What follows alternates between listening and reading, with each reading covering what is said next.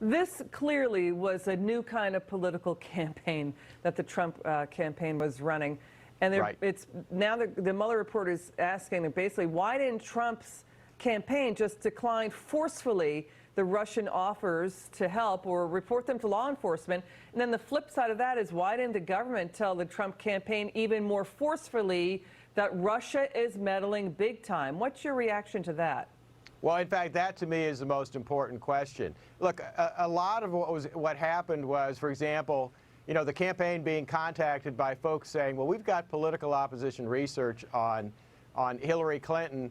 There isn't a campaign in America that would not meet with someone offering something like that. The real issue to me is if the FBI actually had information in their counterintelligence operations that the Russian government, Russian intelligence agents, were actually trying to penetrate the Trump campaign, they should have picked up the phone and warned the Trump campaign about that, and yet they didn't do that. That to me is astonishing.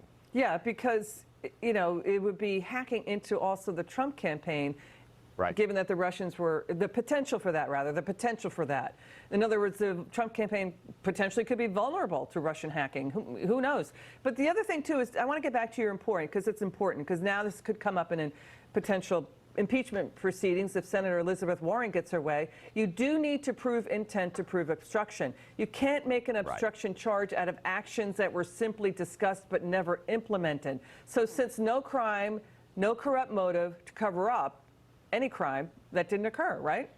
That's right, and that's why the Attorney General is saying there wasn't evidence that would warrant a obstruction of justice charge. Look, this is the last feeble attempt by the Democrats to find, as I think I said before, the holy grail that will bring down this president and change the results of the 2016 election. I think if they keep pushing this, they may be hurt politically by the American people, who've made it very clear they want Congress to get on with the real business of the nation. The Mueller report said we're not going to render prosecutorial judgment, but then it said that President Trump is now fully exonerated. That sounds like a judgment.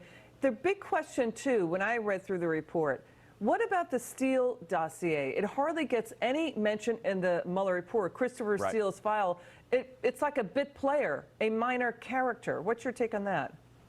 Well, it seems obvious that Mueller did not want to discuss the fact that there may have been no basis for this investigation to actually have been open. And that's why it is very important that the Justice Department do what General Barr has said, which is to look at whether, in fact, there was any credible evidence that justified the FBI actually opening up what started off as a counterintelligence operation. Because, in fact, if they didn't have evidence to do that, then it means that FBI and DOJ officials abused their authority under the law to, in essence, spy on the opposition party's presidential campaign. It's quite a charge to level against them.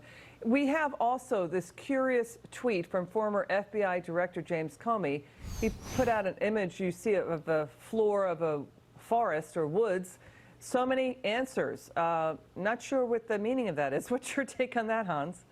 I've given up trying to figure out what in the world James Comey thinks about this. Remember, he himself has been accused of wrongdoing because he took with him what would have been confidential materials on his notes of meetings with the president. And remember, this is the same guy who admitted that the Steele dossier, which they used to go to the FISA court to get electronic surveillance warrants, he admitted that it was unverified by the FBI. That, to me, says that he was either incompetent as the head of the FBI or, frankly, was not doing his job the way he should have been. And it all happened under the Obama administration. Hans von Spakovsky, thank you so much. Come back soon.